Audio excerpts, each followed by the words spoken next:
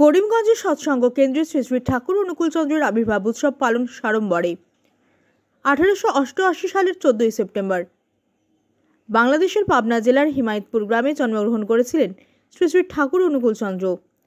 সেদিন ছিল ভাদ্র মাসের তালনবমী তিথি। সেই দিনটি সৎসঙ্গীদের কাছে অত্যন্ত গুরুত্বপূর্ণ। সৎসঙ্গের দীক্ষিতরা পুরো ভাদ্র মাসকে ঠাকুরের জন্মমাস হিসেবেই পালন করে আসছেন।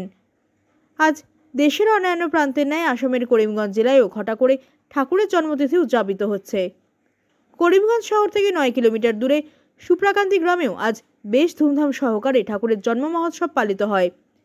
স্থানীয় সৎসঙ্গ কেন্দ্রে প্রভাতী প্রার্থনার মধ্য দিয়ে জন্ম উৎসবের সূচনা হয়। দিনভর চলে ঠাকুরের নাম কীর্তন। দুপুরে আনন্দবাজার বিতরণ করা হয়। এতে দূর দূরান্ত থেকে অনেক শিষ্য ভক্তরা ছুটে এসে আনন্দবাজারে মহাপ্রসাদ গ্রহণ করেন।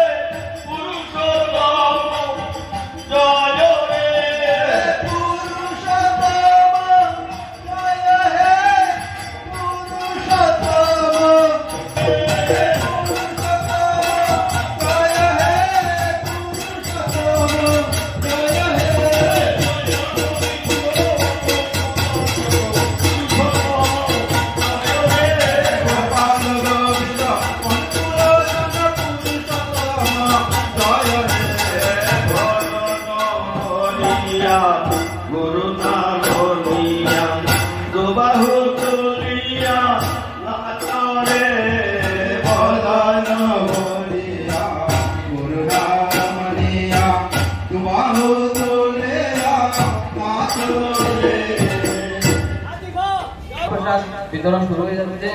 আপনারা যারা এখন প্রসাদ নিতে ইচ্ছুক আপনারা প্রসাদ করতে পারবেন। জয় গুরু।